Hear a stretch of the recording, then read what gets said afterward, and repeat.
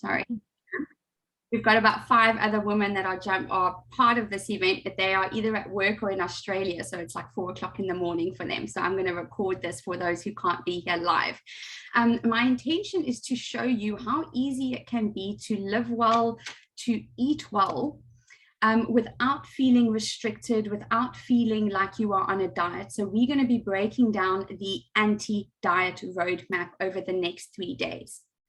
Now, when we look at living well, that is what I'm about. I'm not just about health or food, nutrition, movement. How can I help you to live well, to create a life that is well lived? And health is so much more than just the food that you are taking in. There are 3 pillars that I look at in my coaching program, in my practice, to help bring you not just to healing your body or feeling better, but to bring you into optimal health. And the 3 pillars that you need to look at around that is obviously food and nutrition is a core pillar, but it is not the only thing. You can be eating the cleanest diet in the world, but if you are not sorting out the rest of the pillars on the, if I could call it like a stool, it's still going to fall over. You need that balance. So pillar number 1 is food and nutrition. The second area we look at is stress, and stress comes in many forms, and we're going to get to that in day 3, but we're going to be diving into stress. It's not just about your external stresses like relationships and finance and work, but it's the internal stresses as well, your food, your toxins, bacteria, all that kind of thing. And the third pillar we need to look at is genetics. You need to optimize your genetics. You need to customize your lifestyle and your dietary choices around what it is that your genes are actually asking you for. So we're going to look at those 3 areas over the next couple of days. Starting off, of course, is food and nutrition. And this event's going to run for about 90 minutes, an hour and a half. I'm going to go till the top of the hour, teaching, spotlighting you guys, and then I will have time at the end to answer your questions. If you have questions while I'm going through this, please feel free to pop them in the chat. I'll either answer them at the point, or I'll wait till the end of the event or the end of the day, and then I'll come back and I'll answer your questions. So please jump in the chat, let me know anything that you need, anything I can answer for you. Starting off with food. In order to start to make healthier choices, and I don't know where you are all at the moment with regards to how you view food and what your diet is like. Letha, you did send me some information when you didn't think you would be on live, so thank you. I do have that prepped here in case we use it. But I don't know where you are all at the moment, but in order for us to make good food choices and to support our body with nutrition, we need to have a healthy relationship with food, first of all. And in order to create a healthy relationship with food, we need to know what it is. What is food? It is so much more than just something we need to do 3 to 6 times a day, because that's how we brought up. Food is a massive, massive, massive part of our life. But we need to understand what it is. What is the meaning? Why is it such a big part of our lives? So the 4 components of food, and you guys can take some notes, write any comments or perspective changes or anything in the chat. But the 4 components that we look at with food. Number 1, food is fuel for your body. We need to be providing our body with the fuel that it needs. If you have a car that runs on petrol, and you go to the gas station and you put diesel in your car, what do you think is going to happen? It is, or even water in your car, like it's not going to go very far, if anywhere at all, and it's going to cause so much damage that you are going to spend thousands of dollars and so much time fixing the damage that has been done by putting the wrong fuel in your body. And it is the same thing with food. We need to know what our bodies were made to be fueled by. And I can promise you now, it's not a bag of potato chips and it's not a McDonald's burger. So food is fuel. What are we choosing to fuel our body with? We also need to know how far that fuel is going to take us. Are we putting in a tiny little bit in the gas tank that's going to take us 5 miles? Or are we putting in enough in one filling, in one meal that is going to take us 100 miles, that is going to take us throughout the day? Like how are we fueling our body? Number two, food is information. And this is where the genetics come in. Everything that you eat and you drink is information to your cells. It's instructions to your cells on how they need to react. What is the output? So how it generally works in the body is anything that we take in, whether it's food, stress, anything in our environment, it comes into the body and it speaks directly to our genetics. Our genetics receive the information or the messages from the food, and then our genes will pass that information onto our cells to tell them how to react. Now, if you are sending the wrong information to your cells, you are going to get the wrong outcome. Think of it at work. If you are sitting at whatever job you are currently doing, and your boss or your colleague gives you some information, some documents, and says, okay, take this and work with it, give me this specific outcome. And you do that, and your boss comes down on you, your colleague comes down on you, like, why did you do this? This is not what I wanted. And you say, well, this is the information I was given. But if they gave you shitty information, if they gave you the wrong information, you're following an instruction, but the outcome is not what was wanted, what was desired, not because you don't know what you're doing, because the information given to you was wrong. And this is what's happening with ourselves. We know there's this crazy epidemic of cancer, that we have chronic illness. And it's not all of a sudden one day we just have all these cancer cells that overtake our body. Our cells are getting the wrong information, and they are just doing what they are told, and they're producing an outcome with this information. And this outcome could be mutating to cancerous cells. But it all starts with the food that we are giving ourselves. We can give ourselves information to produce healthy cells, or we can give ourselves information that lead to disease. Is this landing for you guys? Is this making sense? Give me a thumbs up. Let me know. Okay, so food is fuel, food is information. Thirdly, food is connection, which is really cool. Think about if you want to meet up with a friend, you like, come, let's go for lunch.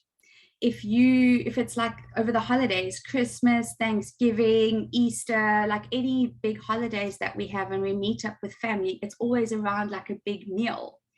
Food is connection with people. In the evenings, like, it's so nice at the end of the day if you have a family to sit, and not everybody does this, I know that, but to sit around the dinner table over food and connect about your day, what's going on in your life. Food is such an important part of connecting with people. It's a huge part of joy in our life, but it is also connection for us to the earth, to God, to the universe, to whatever it is that you relate to. Food is given to us to use to fuel our body, and it's a beautiful way for us to connect to something bigger than ourselves as well.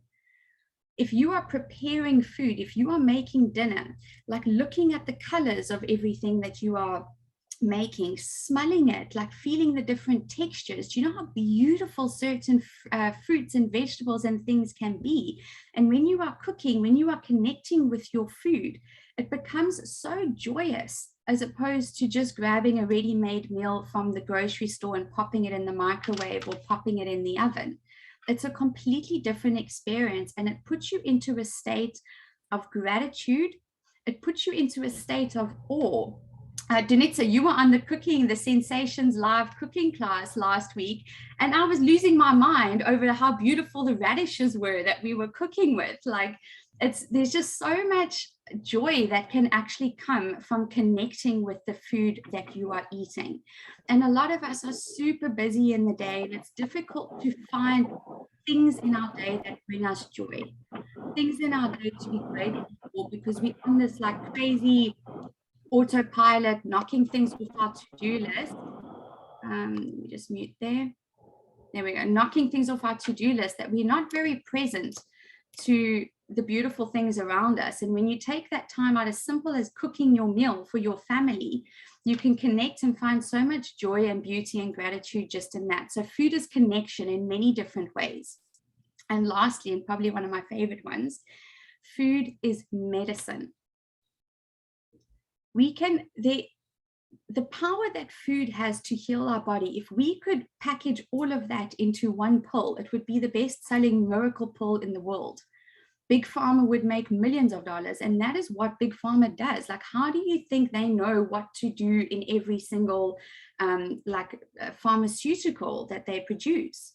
It's looking at what food does in the body, what information food gives our cells, how our cells are reacting, and they try recreate that in a lab. But food is medicine. And there's this saying that says food can be the most powerful form of medicine on the planet, or the slowest form of poison, and the choice is yours. So those are the 4 components of food. If you can look at anything you are about to eat or drink and think of those 4 components, you are going to start making very different choices. And it's not about never eating the pizza. It's not about never eating the cheesecake. It's just about being aware that, okay, I'm having cheesecake now, I'm having pizza, this is what it's going to do with my body. But with this piece of pizza, I'm having a massive rainbow salad on the side, or I've eaten all my fruits and veggies and everything that I wanted to eat today, and I've given my body the information, I've given my body the fuel, I've given it the medicine it needs to be able to cope with that piece of cheesecake, with that bag of chips. Does this make sense, guys? So it's not at all about restricting yourself. It's just becoming aware of what is the food that you are taking in and how this is going to be affecting your body. So with this concept, with using these 4 components of food, the number one area I encourage people to start with when looking at your food choices, it's not eliminating dairy and sugar and gluten and going on this very strict diet, but it's just looking at how can I bring more of this healing medicine into my life in the form of food? How can I bring more of it in? And often when we think about diet, we think of eating less, of cutting things out. And I'm going to challenge that today. And I'm going to say, no, I want you guys to eat more. How can you get more into your diet? And that's what we're really going to focus on today. Asking yourself, with everything you eat, everything you drink, anything that you are taking in, you cooking, you're ordering out, whatever, asking yourself one simple question. And that is, how can I make this meal healthier? And that's what I'm going to be showing you guys today. Like, this is super simple and super fun. It's one of, I would say, the more fun and creative parts of living well. So I'm going to dive into that with you today. But before I do, because I do want to get to spotlighting you guys, did everybody get the workbook? If you haven't got the workbook, please comment in the chat and I will send it to you after this, after today, so that you have it. What we are going to be doing today is focusing on whole foods and how you can incorporate more into your diet. Now, one of the reasons why I love looking at or starting to focus on whole foods is when I spoke about the 3 pillars of health that we really look at. But within those pillars are going to affect 3 core areas of your body. And please tell me if this is too much information, if I'm going too fast for you guys, please let me know. But these pillars that we are working on are going to affect 3 core body systems. And when any of these body systems are out of balance, you start to develop symptoms that potentially can lead to disease. If you are struggling with any kind of chronic disease, autoimmune disease, any kind of symptom, whether it's weight gain, headaches, joint pain, battling to sleep, whatever it is, you are guaranteed that the issue can be found in an imbalance in one of the 3 core systems. The first system is your gut and your digestive system. So when we are looking at eating whole foods, like I'm going to show you today, you are feeding the good bacteria in your gut. The more good bacteria we have, the better overall health we have. Your bad bacteria that makes us sick feeds off of things like sugar, your processed sugars, feeds off of caffeine, feeds off of like heavy carbohydrates, processed carbs, that kind of thing, refined oils, all that nonsense. But the good bacteria that we want more of feeds off of fiber, which is what we can find in fruits and vegetables. All your fruits and veggies have fiber in them. So when we look at what we are doing today by eating more whole foods, we are directly impacting one of our main core systems, which is the gut and the digestive system. We're going to be feeding that good bacteria. The second system is your immune system and inflammation. So with all the whole foods we are looking at, we're going to be looking at a variety of different colors and nutrients. These nutrients all speak directly to your immune system and your immune cells, helping them to respond better to the environment, helping them to be stronger and better understand what is happening in the body. Because a immune system that is confused or that is overworked because there's too many toxins and nonsense coming in all the time. And I'm not just talking in terms of viruses and bacteria. We've all heard so much about the importance of our immune system over the last 2 years, but it's daily threats that your immune system gets. Absolutely everything we eat or we take in has some kind of bacteria or parasite or something attached to it. So our immune system has to be really strong because it is literally fighting for us 24 hours a day without us even realizing it. The only time we think about it is if we have a cold or a flu or some kind of illness, but we need to keep it strong every single day. And with the whole foods that we're going to be discussing, this is directly going to impact your immune system. When it is overworked so much, and when there's irritations in the body that creates an imbalance in the system, your immune system gets exhausted, it's overworked, and it creates inflammation. Now, inflammation, I'm not going to go deep in that right now, but inflammation is underlying all illnesses. Chronic autoimmune inflammation is known as the silent killer.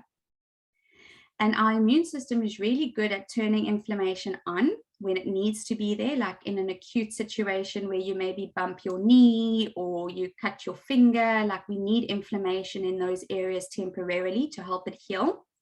But then the immune system knows when to switch it off as well and bring that inflammation down.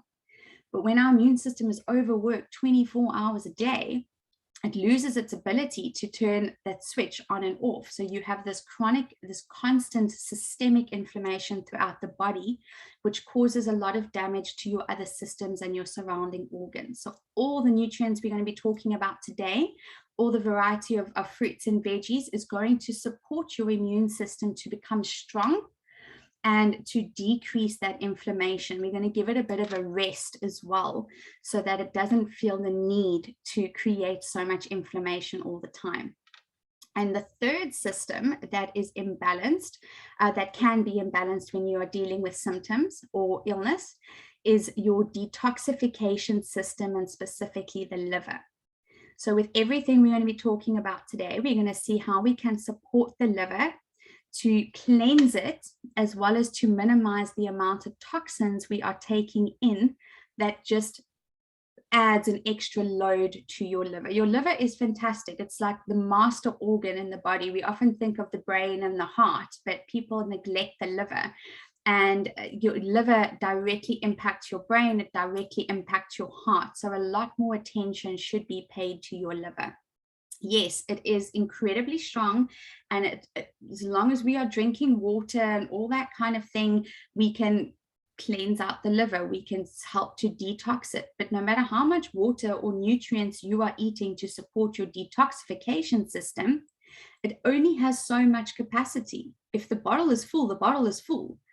And there's more toxins coming in. Yes, we're eating the right foods. Yes, we're drinking water, but we are putting so many toxins in that no matter what we're doing, the liver cannot cope. So those toxins get stored throughout our body and just creates weight gain and chaos and a miscommunication in our cells. It sends our cells the wrong information. So we want to be supporting our liver, and that's what we're going to do through this as well. When we are eating let's say, blueberries and avocado for breakfast instead of a highly processed sugary bagel and cream cheese, the liver is going to not struggle as much. We're not going to have the toxins in, particularly if we're going for more sort of organic veggies and things like that. We're just supporting the liver that way by eliminating it. What was the first system? The first system is your gut and digestive system. Second is immune system and inflammation. And the third system is the detox system and the liver. Are you guys with me on that? Awesome. Okay, so just a bit of info for you guys, a bit of background information. So now we're going to jump shortly into spotlighting you guys. But in your workbook that I gave you, and Leanne, I think you've got the workbook, but you'll get it after this event as well. So no worries, after this day. The easiest way to really start to increase your intake of whole foods is to have an idea of where you are at currently. So the ideal, and don't freak out, I'm going to show you how easy this can be, but the ideal intake we want every single week is to get 50 different kinds of whole foods into our diet. A variety, different colors, different kinds. And in the past, you may have heard this, people would speak more about getting 5 to 6 servings of fruits and vegetables a day. I know when I was growing up, that was a big thing. You need to eat 5 to 6 servings of fruits and veggies every single day. I am not talking about that at all. My approach is completely different. I'm not worried about how many servings you are getting every single day. I want to know how much variety are you getting every single day? How much variety are you getting every single week? So when I'm talking about 50 whole foods, it doesn't mean 50 servings. It's just a variety of different nutrients in that week. And I'm going to show you now how we're going to do that. So the ideal is eventually getting 50. But to start off, like that becomes really easy. On average now, I get about anywhere between, I would say 50 to 60 a week. That was definitely not the case like 5 years ago, but I've created a system that makes it really easy. So to start off, if this is not something you are familiar with, the goal that I put out to you is to get 30 whole foods in every single week. And what I have done is, because I know that can still be very intimidating, what I have done is created a almost like a sample menu for you guys to show you how easy it can be to get that 30 in one day, let alone a week. Now, I do not eat like that every single day that I gave you most days, but I'm not necessarily getting 30 in every single day. But it is a guideline for you guys to show you how easy it can be. And before you can even reach for your goal of 30, you need to know where you are at currently. So what this looks like is some people might be eating blueberries every single day for breakfast, having an apple every day to snack on, and maybe for lunch you have a salad with well, I don't know, salad can have so many different things in, but maybe dinner time every night you have sweet potato, regular potato, and some broccoli. And you're eating your veggies every single day. So you think, okay, I'm healthy, I'm making healthy choices, but it's the same kinds of fruits and veg every day. And by the end of the week, you may have had 30 servings of fruits and veg, but the variety is only 8. It's blueberries every day, it's potato every day, it's broccoli every day. So you are not getting that variety in your system. And one of the reasons we want variety is because, like I mentioned earlier, you have all this gut bacteria that feeds off of this. And we have trillions and trillions and trillions of bacteria in our system. It's called our gut microbiome. We have more bacteria in us and on us. We've got a skin microbiome as well and a lung microbiome. and they communicate with each other all the time. This bacteria is constantly in communication, which might sound crazy, but it's like if you think of whales in the ocean, how they can communicate via sound frequencies that we can't even hear. Same with elephants, like they can communicate over kilometers, and as humans we don't always understand it. It's the same with our gut bacteria, or our human microbiome, which is made up of the skin, the lungs, and the gut. It's constantly communicating with each other. So we have more bacteria in us and on us than what we have cells that make us a human being, which is mind-blowing, because we are basically walking, talking, very advanced pieces of bacteria. So we want to make sure that bacteria, us, we are made up of the good kind, not the bad kind. And because we have trillions and trillions and trillions of bacteria, different bacteria is going to feed off of different, what we call phytonutrients.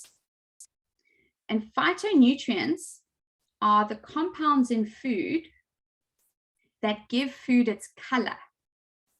So this is why we want to focus on a variety of different color of bright veggies, of fruits. So we are getting a variety of phytonutrients. Just want to ask you guys, pop in the chat, because on my side it's lagging and I don't know if I'm breaking up or if you can hear me. You can hear me? You can hear me? Okay, so what's going on with my lagging? Sorry, ladies. So hopefully it's going to stop lag. Let's see. If it continues to lag, or if I break up, please write it in the chat so that I can just pause and I can switch my camera off for a little bit, and that should bring it back into balance. So just let me know, please, if there's any breakup and you're not understanding me.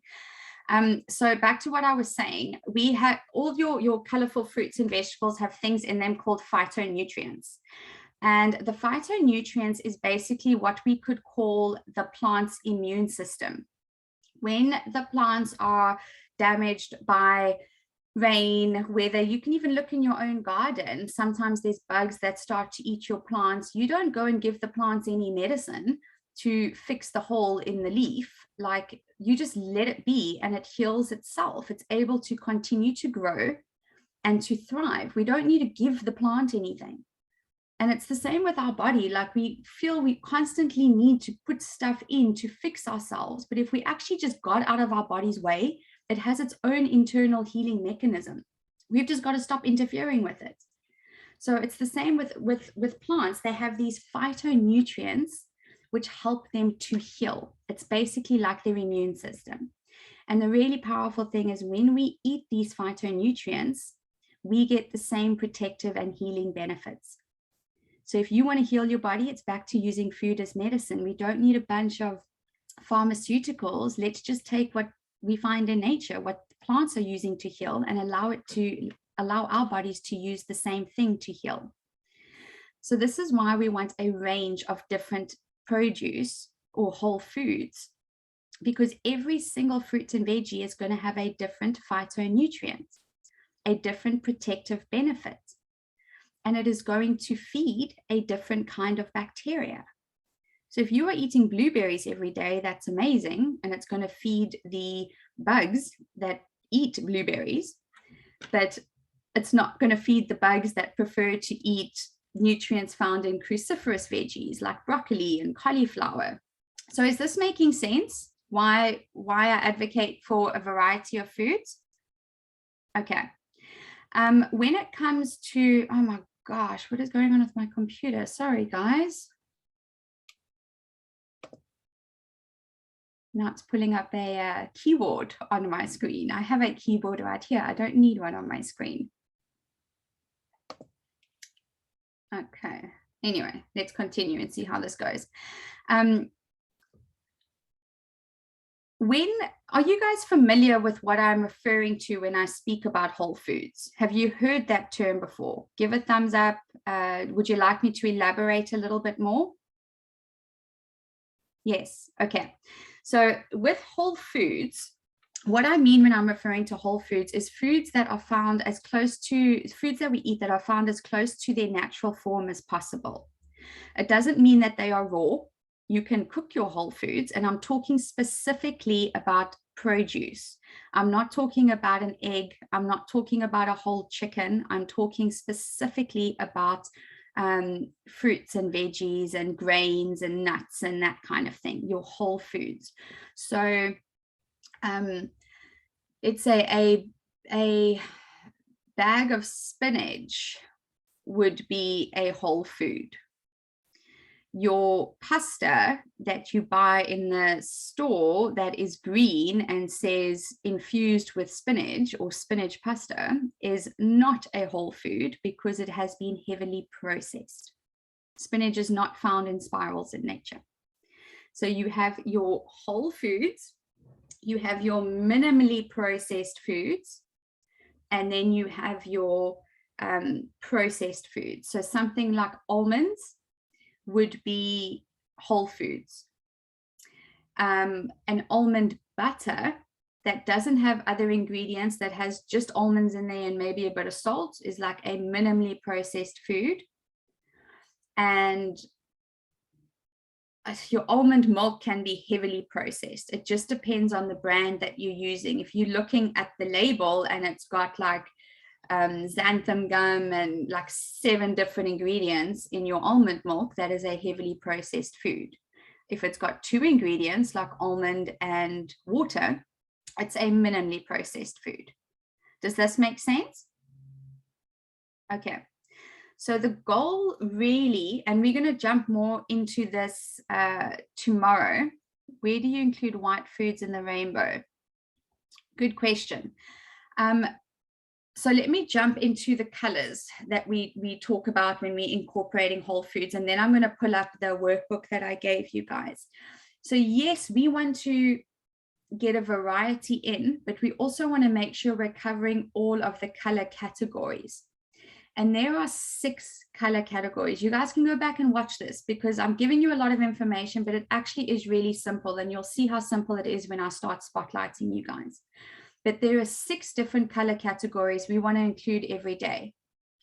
You've got your red foods, which the phytonutrients we find in red foods, yes, it benefits the whole body, but there are specific systems that it is extra supportive for. And your red foods are really supportive for your immune system. So if you're struggling, if you have a bit of a cold, you want to focus on getting a lot of red foods in, your apples, your tomatoes, strawberries, whatever the case is. And I often get asked the question, well, is an apple a red food or a white food? And the answer is, well, are you eating the whole apple or are you peeling it? If you're eating both, it can count as a red and a white. If you're peeling it, it's only a white food. So don't peel your fruits and veggies. That's another thing I must tell you guys, because I grew up, everything got peeled. Your carrots, your potatoes, no matter what it is, you don't eat the outside. No idea why. That's just the way it always was. And only when I got older and I started to learn about nutrition, I'm like, why the hell am I peeling my food? Like, it's okay to eat every part of the plant most of the time. So don't peel your veggies. A lot of fiber and nutrients are found in the skin, unless it is like not organic. There's certain veggies, and I'll get into that later, but there's certain things you do want to peel because the skin has a lot of pesticides on it. But if it's organic, like give it a bit of a wash and eat the skins. So you got your red category, you've got your orange category. Things like carrots, orange peppers, turmeric is also in the orange category, because you count your spices as well. Your spices are also whole foods. Even your herbs are whole foods. Things like mint, basil, thyme, rosemary, that's a whole food. So you got your orange category, which is really good for your hormonal system and particularly your reproductive system, is your orange foods. Then you have yellow foods. Yellow is really good for the digestive system. You've got your green category, your green foods, which is really good for your detoxification system. Then you have your purple, blue, and black foods. That's all one category. That is really, really, really good for your brain health, your cognitive function. And lastly, you have your brown, white, and tan foods. And Letha, that's to answer your question, that's where that would fall into. And I would encourage you to be cautious or aware of how many fruits and veggies or whole foods you eat from the brown, white, tan category and the yellow category, because most of our veggies, statistics show, especially in America, that most of our whole foods are coming out of those two categories alone, with a little bit on the red side. If you think of corn, if you think of potatoes, if you think of the more common like veggies that we eat, and then the red foods that we eat a lot of is things like apples and tomatoes. Even your banana would fall in the white category, not in the yellow category, because we're not eating the skin. So most of the at least in the West or in America, majority of the whole foods you're eating, even rice, that's another white one. So we want to see how we can get more variety in. And that is why I've created the tracker that I have. And let me pull it up for you. Let me see this question, and then I'll pull up the tracker. Okay, Irina, how much time do you have? 5 minutes. Okay, no problem. I'm going to spotlight now, and then you can watch the replay. In the Google Drive folder, there will be all this information we're doing is going to be in there. So you can just take the example we're going to do now, and you can pop your own information in there. All right. Fantastic. We'll see you tomorrow. Thank you so much. Okay, let me share my screen, guys. And I'm going to pull up this tracker for you guys now. Oh, goodness.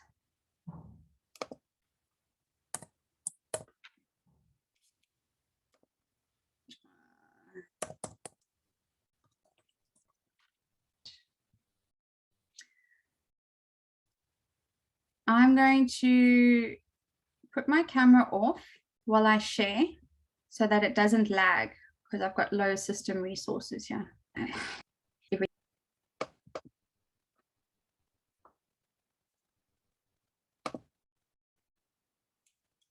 There we go. It's working.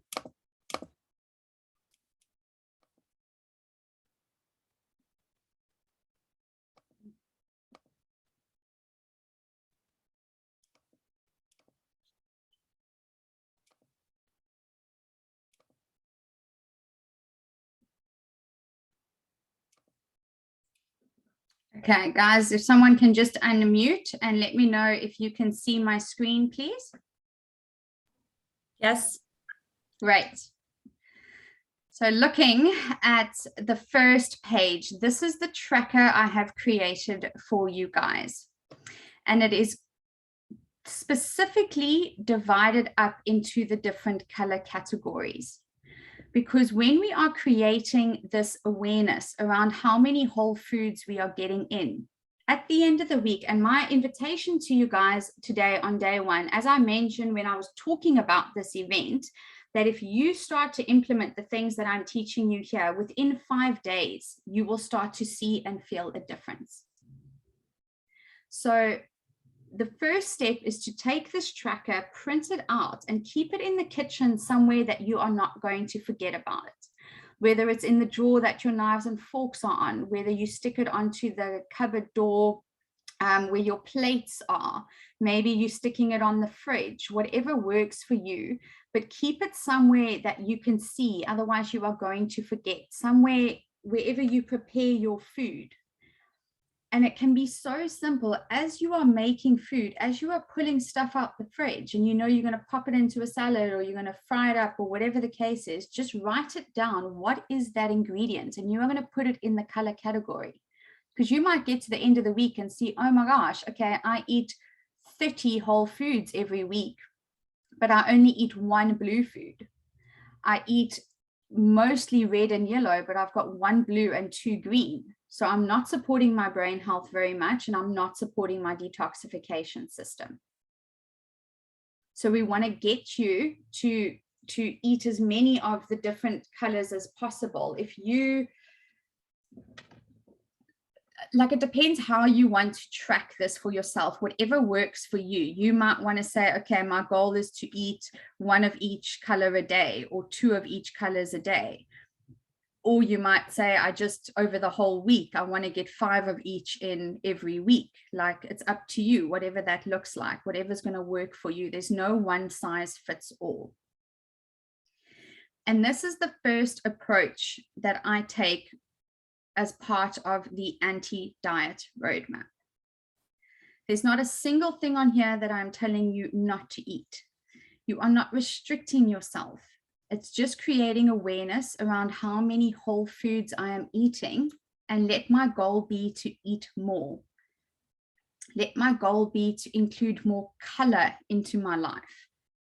And who doesn't want more color in their life? Color is incredible. It's rainbows, it's Skittles, it's fun, it's kids' parties, it's all the good stuff. It's just color. It creates a lot more fun and joy in your life. And you get to do this every single day in the kitchen.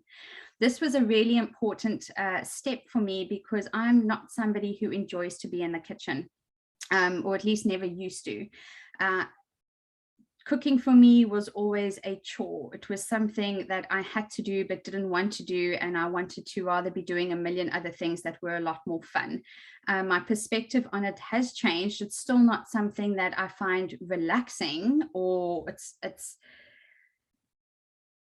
it's not like my go-to favorite thing to do. However, when I have allocated the time to be in the kitchen, I make the most of it, and I find a lot of joy and pleasure in that time that I'm there. And one of the reasons I've created so much joy for myself is because it's become a bit of a game for me.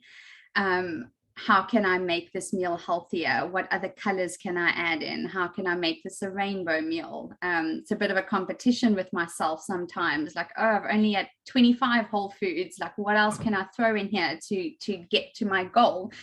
So my perspective on cooking and food has changed a lot. And it's my hope that this will do the same for you guys. So this is basically where you would start.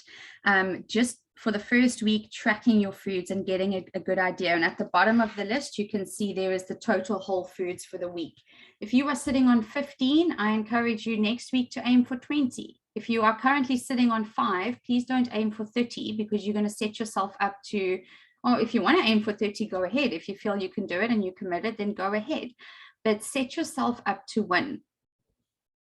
You want to get into this state of accomplishment, subconsciously training yourself to reach your goals. So set small goals to build that confidence, to get into achievement energy, accomplishment energy, and that way you will automatically start to set bigger goals. But start small if that's what it takes. And if you are only having 5 whole foods, aim for 10 whole foods. If you are having 15, aim for 20, like start small. And I did mention on here, I mean, all the information is there. You can include teas, your herbal teas count as whole food. So it's not as difficult as what you think it may be. Let me rotate this.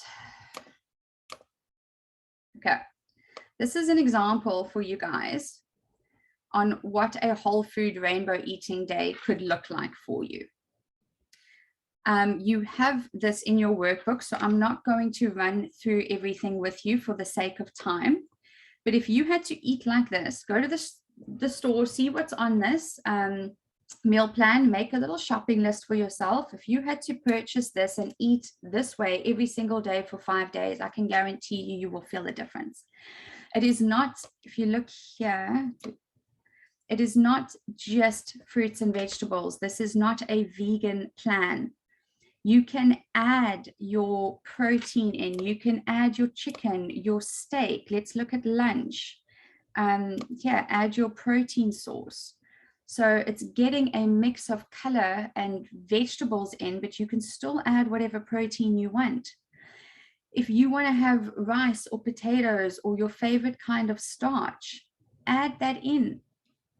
It's not removing anything, but make sure you are hitting your 6 different colors every day, or whatever your goal is. But this is how easy it can be. And this is a lot of food. This is 3 meals and 2 snacks. Total for the day, 30 whole foods. If this is too much food for you, like, as I said, I don't eat this way every day because I generally have 2 meals and 1 snack. I don't have 3 meals and 2 snacks. So I might not get 30 in one day, but between 2 meals and 1 snacks, I can 100% hit 20 whole foods in one day, 20 whole foods the next day. It's day 2 or day 3 of the week, and I've hit my goal. So use this as a baseline. Is this supportive for you guys? Do you want me to run deeper through the rainbow eating, or can I jump in and start spotlighting? Just unmute yourselves and let me know. Do you have any questions on this? No. Give me a thumbs up. Is this supportive? Is this helpful? Keely, yes. Letha, yes. And that's all I can see on this little screen right now because I'm sharing. Jackie, yes. Okay, fantastic. So let me... Who wants to go first? Somebody else said they need to jump off a bit earlier. I don't know if it's Cynthia, Keely. Oh, you have to travel. You're traveling today, right?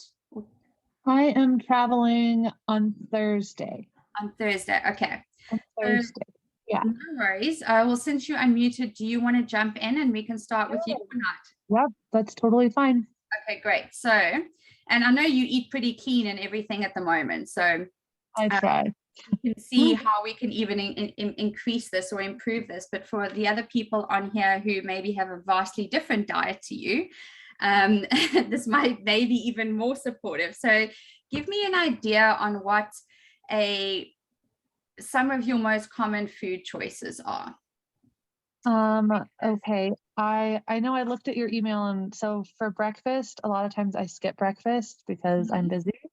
If I do eat breakfast, sometimes it's like, I mean, it just depends what we have, but a lot of times it's either regular toast or gluten-free toast or like keto toast, some kind of toast. And like, I'll just have some toast, and some tea or something. What kind of tea? I don't know. I like a bunch of different teas. I really like chai tea. I like English breakfast tea. I like, I don't know. I like all kinds of tea. I like oolong tea, green tea. We do a lot of tea. I'm not a coffee drinker, so it's all about the tea. And then on your toast, do you have butter? Do you have cheese? Do you have? I have butter. Yeah, butter usually. Sometimes my mom makes a homemade jam. That's like the only jam I'll eat, and she only makes it once a year. And it's good. She only makes it once a year because it's so good. It's so good, but it's full of so much sugar. But that's so, once a year I have a jar of jam that I use, but usually it's just plain toast with butter. Okay. And then if my husband's off, sometimes we'll do, like, he likes to eat steak for breakfast. So sometimes he'll grill steak. I'm not a big meat eater in the morning for some reason. That just can't do that. I like it pretty bland in the morning, or sweet. Like I can eat like a pancake or something like that, but most of the time, honestly, I probably skip breakfast, and a lot of the times I probably skip lunch too, and we'll just kind of snack, just whatever's around or leftovers. Okay, so give me some snack ideas you eat most often.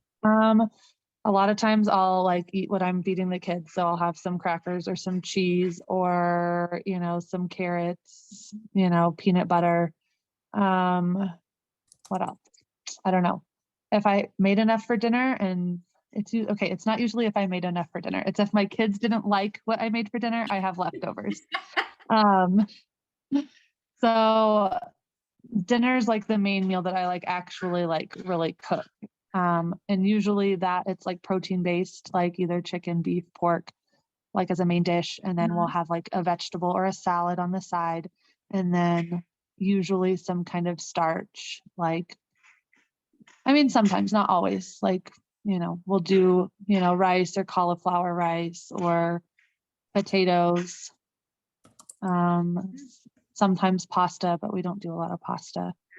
And what kind of stuff do you put in your salad? What does a salad look like for you?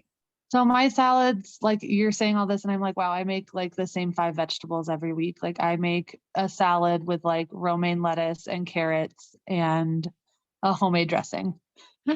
It's not like Sometimes there's cucumbers, sometimes there's cabbage, but like that's about it. Like I do make broccoli regularly. We like green peas. We do carrots a lot. Celery. I use a lot of celery.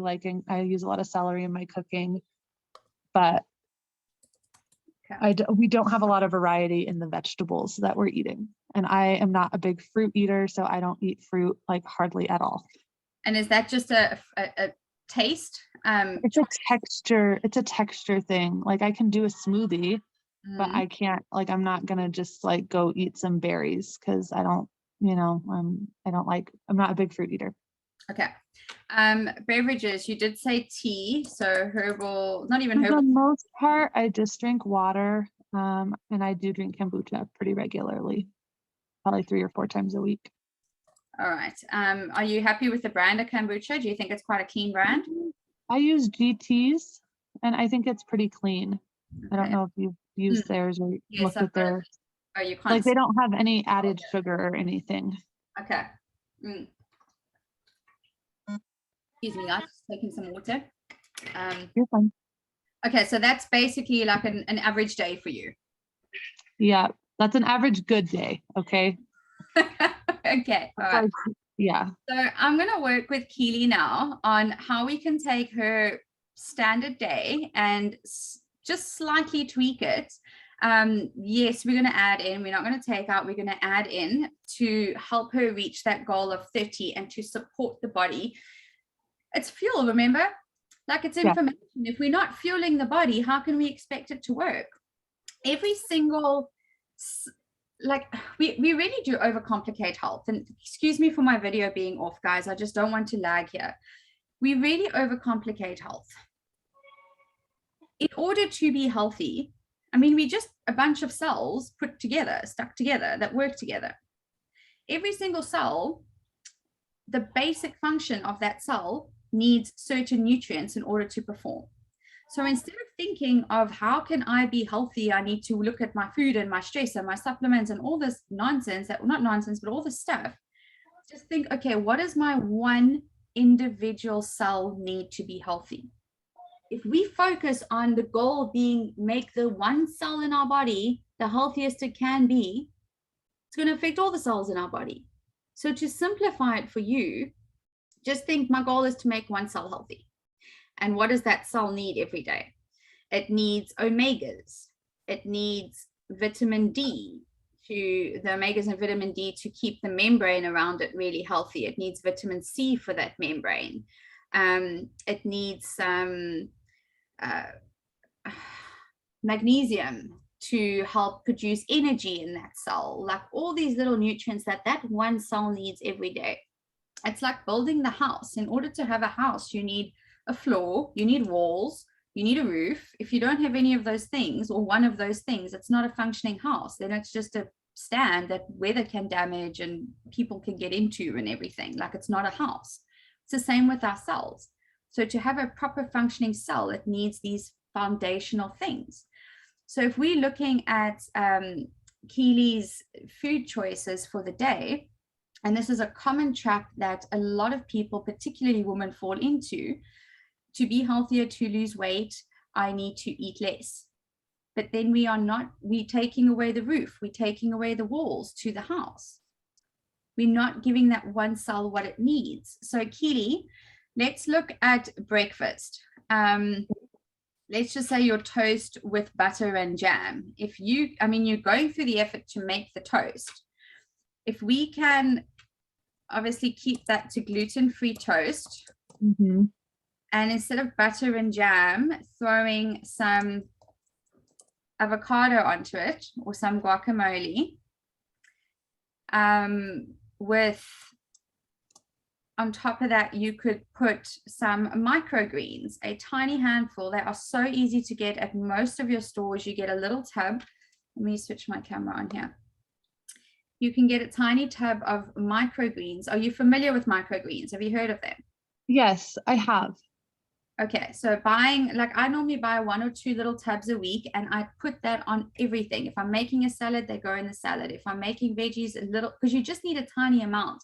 Microgreens are sort of, it's the micro version. It's the small, it's the baby plant of the vegetables that we are eating. So you have like micro broccoli, and this tiny little plant has to grow a full head of broccoli.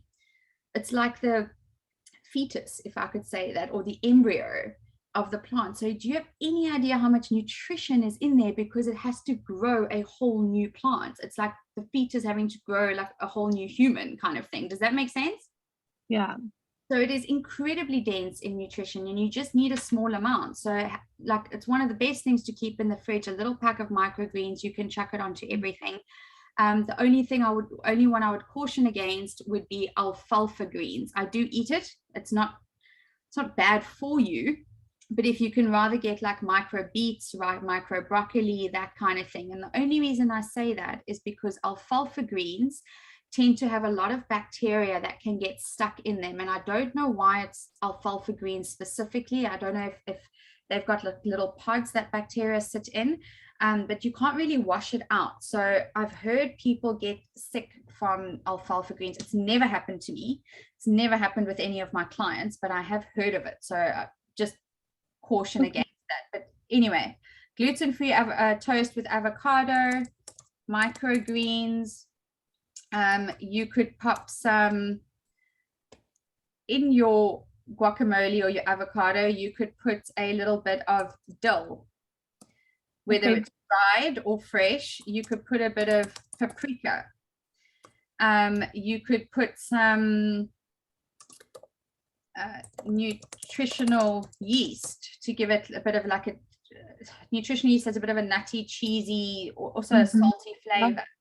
I really like the nutritional yeast. Perfect. You could put lemon juice, apple cider vinegar into the guacamole. Like if you're just putting avocado slices on, I wouldn't add the vinegar. It's going to make the toast soggy. But if you make a bit of guacamole, it takes me 5 minutes to make a bowl of guac.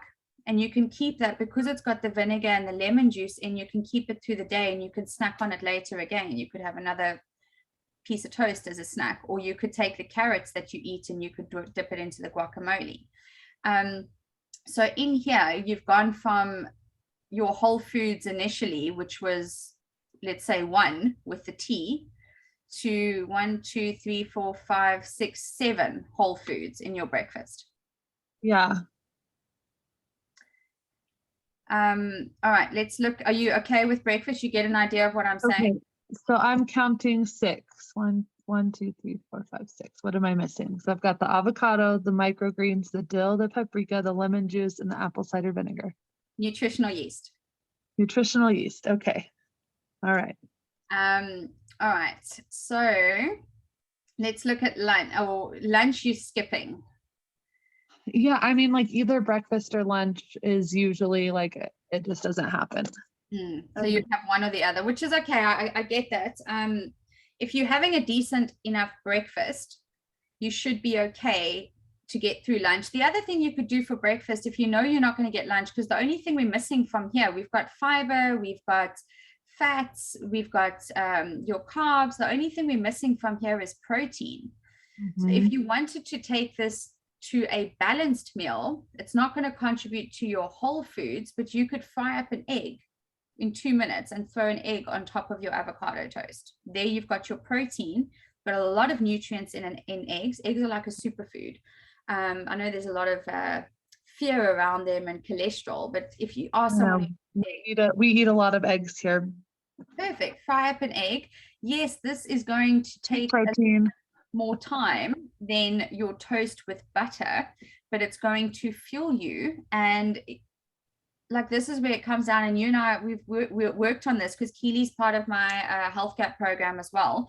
But this is coming back down to setting some boundaries and prioritizing yourself. Like I can and I will take 10 minutes for myself in the morning so I can better serve my family. Yes. Okay. So, all right, breakfast, lunch, that would be sort of one meal for you. Alternatively, you say you don't like your fruit so much just alone. If doing this is too much effort or you don't have time that morning, and this is something we're going to look more into tomorrow, but you could have a smoothie instead, which will keep you going. I'm not going to run through making that now because That's fine. Yeah, that's fine. As for snacks, if you've got the avocado, you can have that with your carrots. Mixing your carrots with, okay, you've got some peanut butter, you could swap that out to almond butter, to, like, peanuts can be inflammatory. Yes, I mean, I've gone through long periods of time without eating legumes at all and have definitely had, not eaten peanut butter during those times. But I don't know. I'm just like in this weird mindset where I'm like, I don't want to restrict myself at all. Okay. I'm like, no, for sure. like, So, no, again, I mean, and like, that's like all up here. Like, that's all like some kind of mental block that I don't know where that's coming from. But the thing is, if you want to have the peanut butter, I mean, we're not taking anything out. If you want to have cheese and I mean, I don't have a problem with almond butter either. I like almond butter and I really like cashew butter. That's my favorite. Oh my goodness, yes. Yo, don't even get me started. It's amazing. Oh, good. Desserts. It But is, yeah. So rich. I find I only have like one spoon and then I'm like, okay, I can't anymore. It's super rich, but it's delicious. All right, so just having a look at what you have here. Again, we're not taking anything out. Your crackers and cheese, you could add some tomato to that. You could add cucumber slices to the crackers. You can put avo or guac onto that. You could have a handful of cashews or a few cashews, maybe mixed nuts, getting a bowl of mixed nuts as a snack. That's there's no prep, it's grab and go. So it's nuts or seeds, like your pumpkin seeds. You could, did you eat olives? You know what? I don't know if I've ever eaten an olive. I'm kind of a picky eater. I honestly don't know if I've ever tried an olive in my life.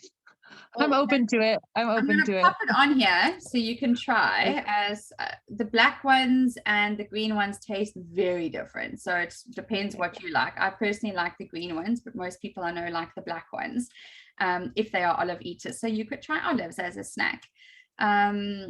What else in terms of whole foods? You could have, instead of just your carrots, you could have bell peppers or carrots and bell pepper slices with your guac or salsa. You could have salsa with this stuff, and then you're getting tomato, you're getting onion, you're getting all that kind of thing. So let's pop here. All right, so are you getting the picture with this? Yes, definitely. Even with your tea and your water, you could add some strawberries into it. You could brew up some tea, like hibiscus tea or something, and you could throw a dash of hibiscus tea into your water. Unless you just want to drink clean water, that's fine. But I'm just thinking of ways that you can even increase your whole foods through beverages as well. Yeah, definitely. Infused water, tea and water. That sounds like an excuse to get one of those fancy infuser water bottles. There you go. Yeah, you can do that. In terms of the salad, I'm not going to go too deep into detail with the salad because in the meal plan over here. Yes, I looked through that earlier and I saw that there's there's definitely a lot of stuff I could add to the salad for sure. Lovely little salad there that you can use with that. So it's really just taking from what you would have normally eaten to increasing just in these meals. We've probably increased it here if we've got 7 in the morning, and then just with lunch, not even looking at dinner, we've probably brought that up to about 15 in one. With your veggies as well, or with your salad, you can throw a little bit of mint in, like tiny bits of mint. On Sensations Live this week, you would have, if you watch the replay, we spoke about using mint and basil and stuff like that in your salads. Yes. On your starch, if you're making cauliflower rice or regular rice, like put spices into your rice. You could put a bit of Yes, cinnamon. we do. I like to put red pepper and parsley Oh, in my perfect. rice. Perfect. There you go. So getting your whole foods in that way as well. And even with your broccoli, your peas, your carrots, your veggies, like dicing up some mint and mixing that in there, or using different spices on it, nutritional yeast on there, all that kind of stuff can be helpful for you. And instead of broccoli, maybe doing asparagus or whatever. Sometimes what I like to do is just I literally buy 5 different vegetables and I dice them all up and I throw them in the pan and I saute it with like a bit of spice and coconut aminos. It doesn't matter what the vegetable is. If it's in my fridge, it's going in there, and that's what I'm making. And I end up getting like probably 10 different whole foods in one little veggie mix that goes with the chicken or with the steak. Yeah. Okay. Is this helpful? Yes, I think so. Okay. I don't want you to think so. I want you to know so. What Yeah. else can I offer? Yes, I definitely am going away with things that I can do today. Okay, Yes. fantastic. And Eva, I know you're going on the road soon. So it's something that you could look at even at a restaurant when you are eating out. Like, okay, I'm gonna have steak, but can I have a little salad on the side? Or what are the veggies for the day? Instead of having chips, can I have some veggies with it or something like that to get a bit more variety? Yes, definitely. Great. All right, who else wants to jump in? And I'm going to run a little bit over time because I want to spotlight somebody else as well. So I did say we're going till 3 or till half past the hour. If you need to jump off, that's okay. But I'm going to spotlight one more person and then I'm going to take some questions. So who would like to jump in? Letha, yes. Sure, why not? Okay, so Thank you. send me like what your sort of day looks like. You've got a really good foundation. So let me support you on how we can even make that healthier, because that no matter how well you're eating, like just asking the question, how can I make this healthier? There's always something. So Yeah. have fun with this. Okay, so yeah, my breakfast is usually half of a jar of coconut yogurt, the Cocoa Yo, two mission figs diced, 1 tablespoon of unsweetened coconut, 1 tablespoon of peppatillas, and then a 1/4 cup of berries, either strawberries, raspberries, blackberries, blueberries, or a half of a pear diced, and a half a teaspoon of cinnamon. Okay. Oh goodness. Cinnamon. Okay. Fantastic start to your breakfast. Love it. What comes up for me here to make it healthier would be you could add not just the cinnamon, but you could put a dash of nutmeg in there. You could add a dash, and really just a dash because it is strong, of clove, ground clove. Do you ever use clove?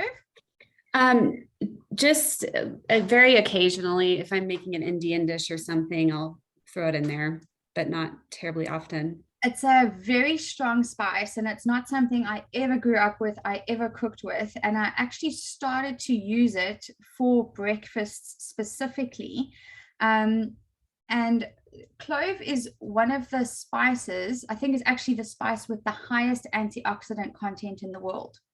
So just by adding a dash of clove, you can actually increase your food's antioxidant content by about 300 just from a dash.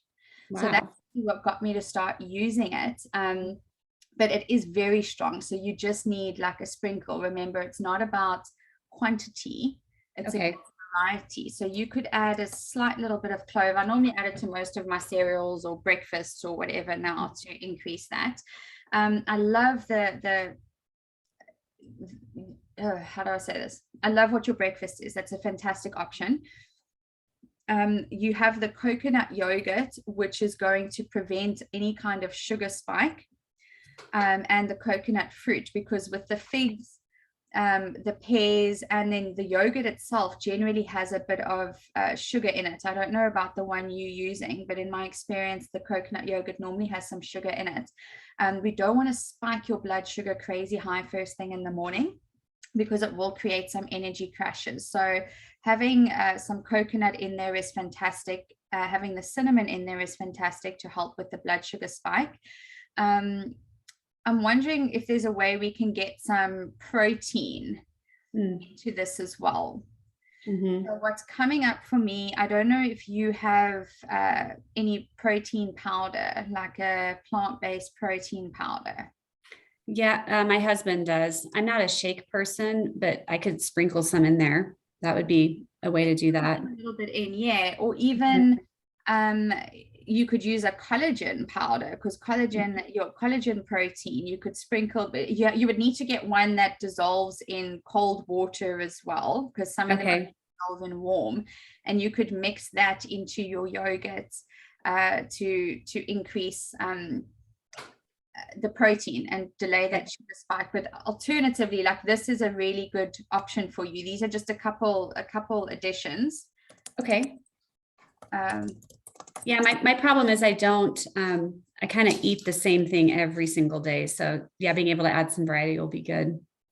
So then, mixing up, one day having berries, the next day having an apple instead of the pear, or maybe a little bit of papaya on your yogurts. Yeah. Yeah. What I normally encourage, and I think Keely and Cynthia, who's on the call, we've been working together for a while. They're both part of Health Gap.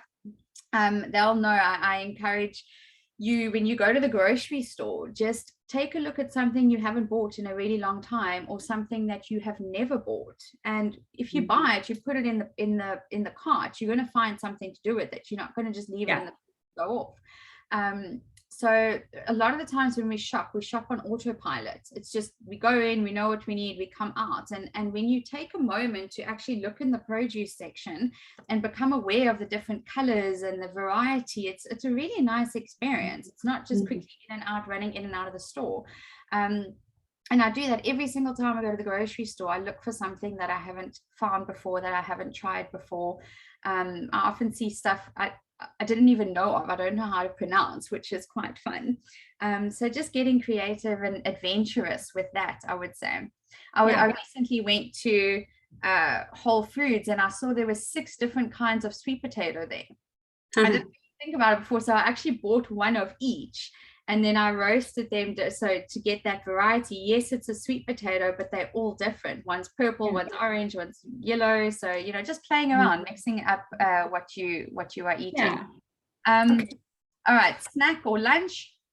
Yeah, lunch. I'll do a cup and a half of diced cabbage, and then I'll either do chicken, tuna, or salmon, 2 radishes, 1/4 cup of sweet potato, and a half an avocado.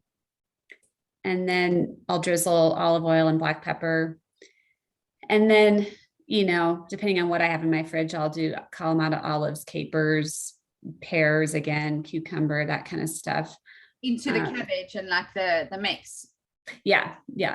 The cabbage is my base. I don't know. I did your AIP thing last July, and adding in any dark leafy greens makes me really bloated, even iceberg lettuce. So I don't know what to do about that. But cabbage, I have no problem with, purple or green. Fantastic. So I guess what would be a good option for you with the cabbage is then swapping or using both of them, using the purple or using the white cabbage or the green cabbage, mixing it up between Napa cabbage or Chinese cabbage, or those different varieties. At least from what I know, there's about 4 different varieties that's quite easily available around where I am. So just mixing up between those. Okay. Another option is, instead of spaghetti, because on the information you sent me, you said you use cabbage almost as like a spaghetti base sometimes, or a pasta base. You could swap out the cabbage some days, and you could do a spaghetti squash if you eat squash. How does that work for your system? I've never really tried it because my family looks at it and it's like, what is that? It's weird. But I can try it for me personally. Yeah.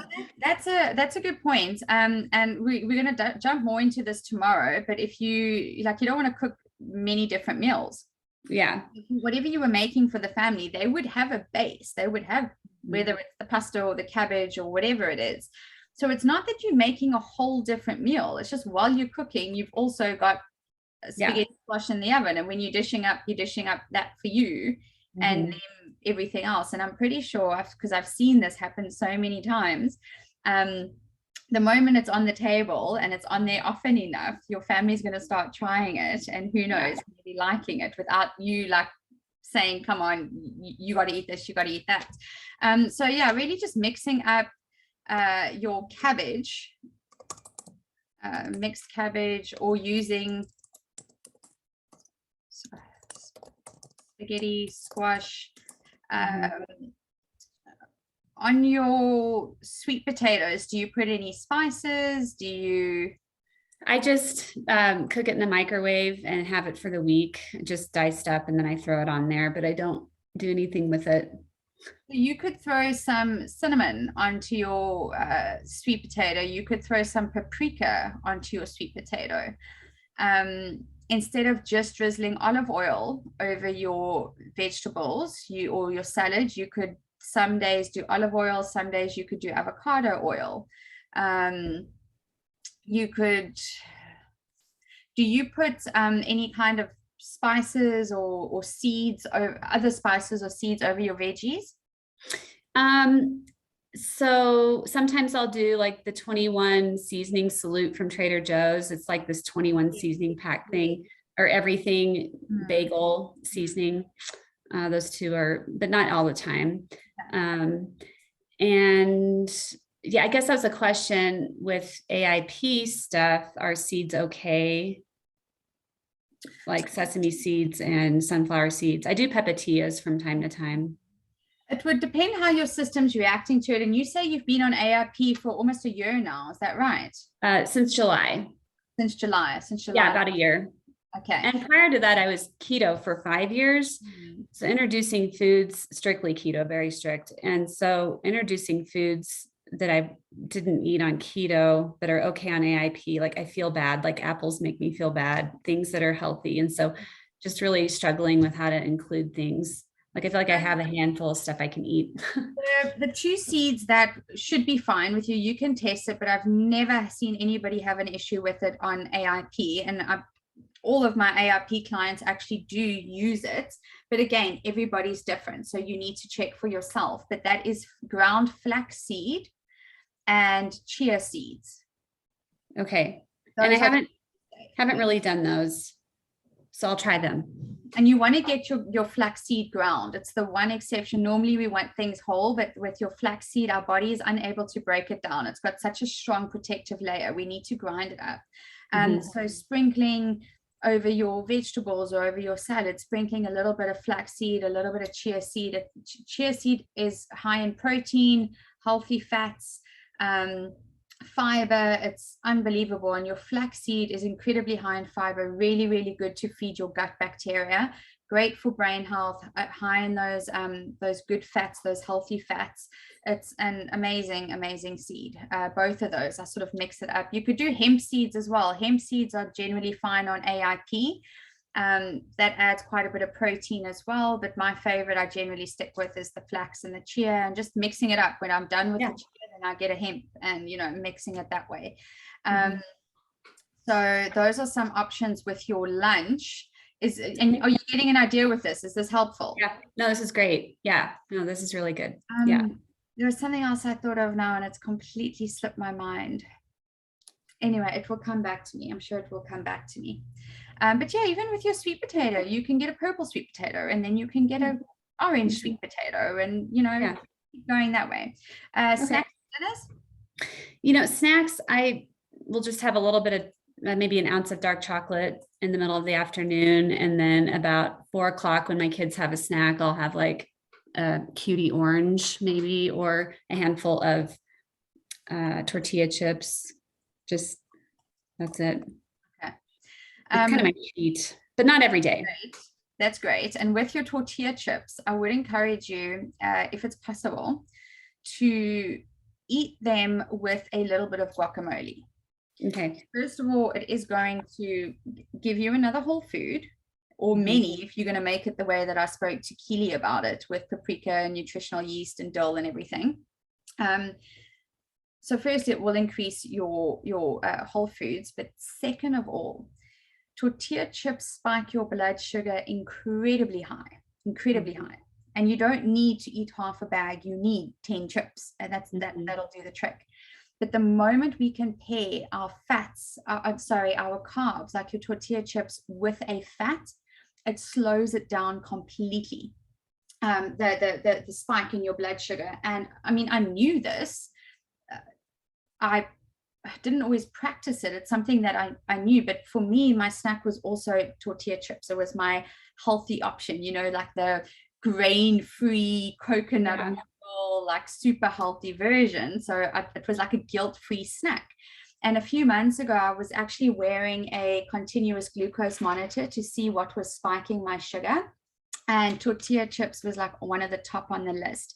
I went from, because mine was in range like all day, and I went from 6 point something just with literally a tiny handful of tortilla chips up to 9.8, which is pre-diabetic stage, Yeah, right. Back down. But the moment I had tortilla chips with a bit of avocado, or the one day I had it with a little bit of fish dip, my blood sugar stayed stable. So it's just slowing it down. And when our blood sugar spikes, our insulin spikes, and that's going to cause a range of other hormonal issues and weight gain and mood and all that kind of thing. So just a little bit of insight there. Pair your carbs with a fat. So maybe having avo or guac.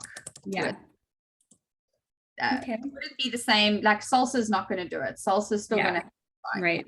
Yeah. Otherwise, that's a great snack. And I remembered what I wanted to say earlier. With lunch, with dinner, with anything, add your microgreens. Oh, yeah. And you get mixed pack. You can get like rainbow microgreens where you get 10 different kinds in one little pack. So then you're getting 10 whole foods in that little thing, which is really cool. Yeah. Okay. I'm not going to continue with you on this just for the sake of time, but that's fine. Thank you. Awesome. This document is available to everybody.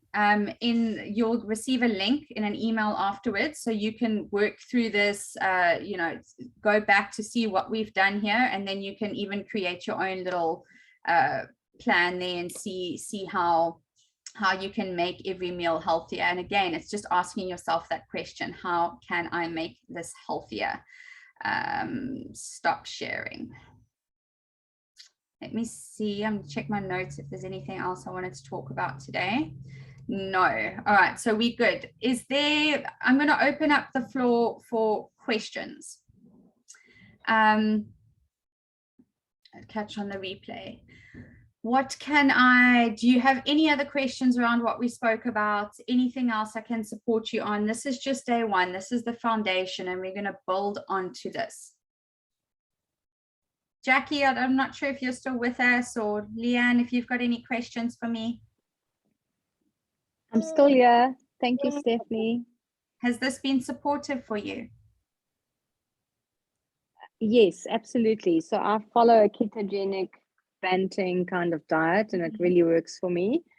But you've made me think about adding more variety and thinking about, I love the micro leaf option, and I always wondered if it was actually good for you. And I never thought about spices as being part of the whole food, and I do like to throw spices on my food, so I'm definitely going to incorporate a few more. I found it very, very useful. I think the one thing that I do that is not good is I love coffee, especially in winter. But this is very informative. Thank you. You're welcome. And we learn from everybody else. So to Keely and Letha, thanks for sharing. Awesome. Yeah, and you'll have this document. I'll just get your email address from, or if you want to pop it into the chat now, I can save it, and then I will send this document or give you access to this with the replays and everything. So I'll just pop it in the chat and I'll send that to you. And then with keto, I just want to talk a little bit into what you just said. With keto, it's a very common trap that a lot of people have, is they don't eat a lot of whole foods because there's this fear of the sugars and the carbs in like your produce. And yes, it's not, I understand being cautious because you want to stay in ketosis, but there's so many ways, as you've seen today, that you can still incorporate whole foods with a ketogenic diet. How long have you been on keto now? I've been doing it on and off since 2015. So we do keto with intermittent fasting. So we don't have breakfast generally, and we eat from after 12, maybe 2 o'clock onwards, and we'll have 2 meals. We'll have our lunch at about, say, 2, and then we'll have dinner by 7. And then we don't really snack. We try not to snack. If we snack, it's like nuts or biltong or dry oat. We actually eat a lot of protein. In that case, it's a little bit more it's not impossible by any means, but it's a bit more, it's going to take a little longer to hit that 30 because you're not having like smoothies with everything in it. But things you can do, like on keto, non-starchy vegetables are really safe.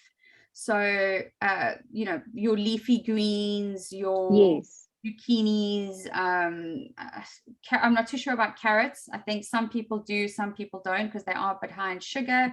But taking any of your kind of keto approved foods, and you can make sauces out of it.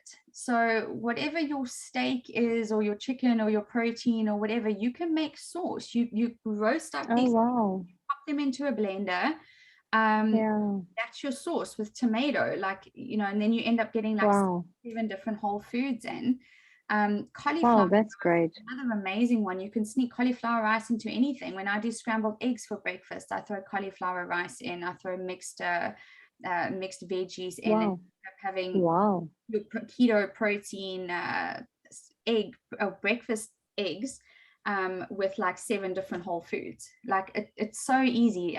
With keto, you don't need to fear fruits and vegetables because you need those nutrients. You need fat, but that's the if I could say, the floor in your house. You still need the walls, you still need the plumbing, you still need the roof.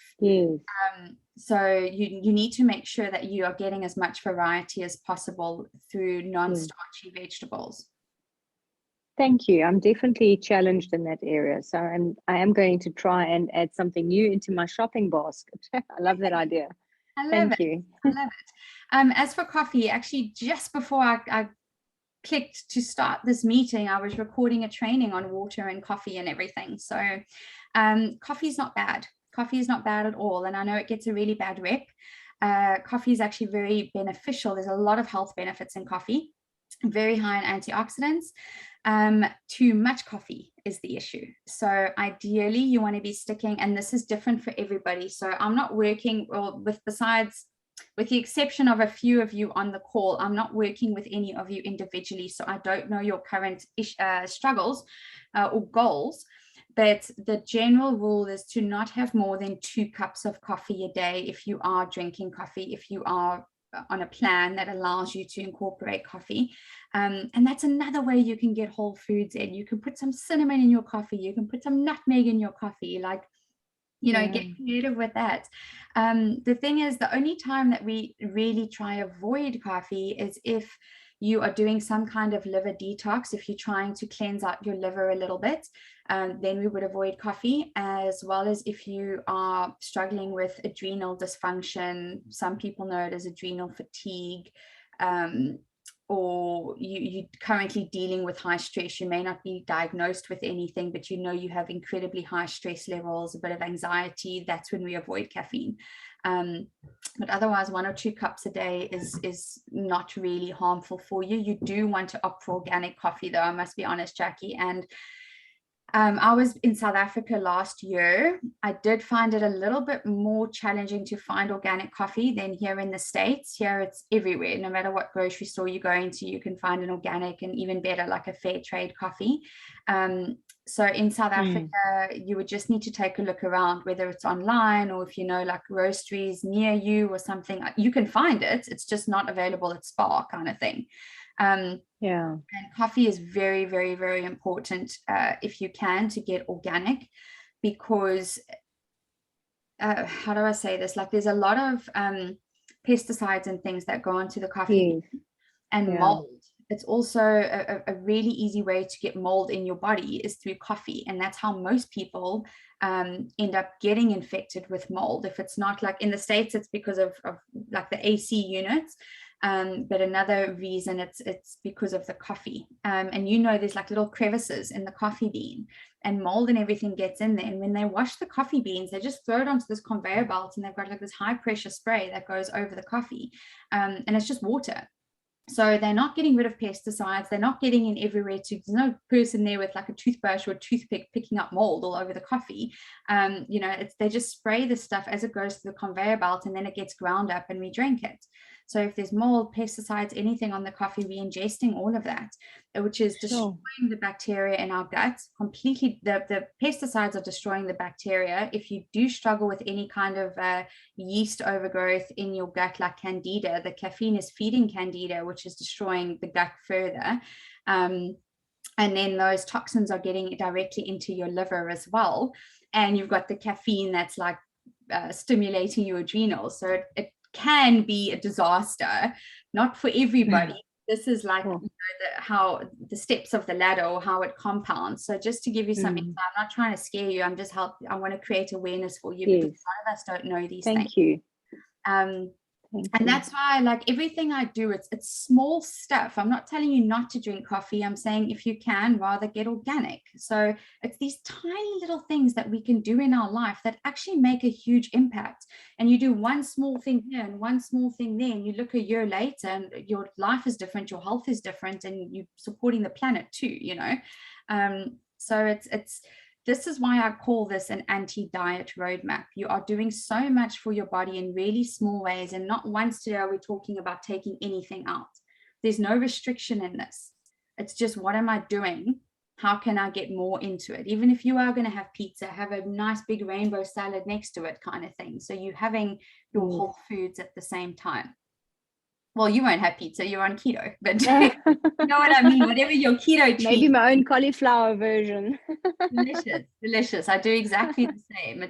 I always say it's not about removing things from your diet, but replacing it, like find substitutions. And we'll talk a bit more about it tomorrow, but in your workbook, there's also a nice list of substitutions that you can use to support you on living well. But anyway, that's for tomorrow. Thank you. Before we jump off, Letha, there was something I wanted that came to mind. I wanted to mention to you, because you said you've been following AIP. It's working really well, but you're still being triggered by things like apples and leafy greens and that kind of stuff. Have you ever done a GI map? No, I don't know that I'm terribly familiar with it either. I've heard of it, but I'm not familiar. I would highly encourage you to look into getting a GI map done. I do have a woman on my wellness team who does it, and she offers the people in my community a bit of a discount on the interpretation as well. You don't have to, I'm not telling you to use her. There's many people all over the world that do it, but I do have that option for you. But I would encourage you to look, even a doctor near your house that can run one for you. Highly recommend you do that. There's something, and we'll talk about gut health tomorrow, but there's something inside that's causing an irritation, causing inflammation, that could be triggering this autoimmunity. And your regular gastroenterologist, if you've ever gone to one, is not going to pick that up. The fact that you're being triggered by things like leafy greens, things like apples, it's a clear indication that there's dysbiosis going on. And then obviously with your autoimmunity, there's a issue with the immune system, and the gut and the immune system are basically like one unit. So it would be my assumption. Well, there's definitely red flags for me there to say gut health. when you do the GI map, it's basically like a X-ray into, or like a photo into what's happening in your gut. It's unbelievable. It will tell you autoimmune antibodies. It will say if there's parasites. It will tell you exactly what immune cells, if you have like too little of certain immune cells and that kind of thing. All right, Jackie, thank you so much. I'm going to end off very soon. Thank you. Are we seeing you again tomorrow? Yes, Awesome. for sure. For Awesome. sure. Okay. Look Have a forward to it. wonderful evening. Thank you. Take care. Yes, you too. Bye, Bye. everybody. Bye. Bye-bye. Letha, yeah, so whoever's in your area, I encourage you to take a look. You can even Google the GI map. It's going to tell you everything. If there's bacterial overgrowths, and not just that it's there, it tells you exactly what bacteria is missing, what bacteria is there, whether it's H. pylori that's maybe overgrown, or Klebsiella or something like that. And it even tells you like the bacteria we need that help to metabolize fats. You don't have enough of that, or you don't have enough of the serotonin producing bacteria, so you're at higher risk for depression and anxiety and all this kind of thing. So unbelievable test. I will be honest with you, it's one of the more expensive functional labs that you can do, but it is 1000% worth it. It could be the missing piece in where your autoimmunity is coming from, like what's triggering. So take a look into it. I will. Thank you. Awesome. All right, ladies, I'm going to call it a day. Thank you so much. I will see you all again tomorrow. Come with your questions. We're going to be building on from what we did today. All right. Take care. Bye. Thanks, Steve. Bye.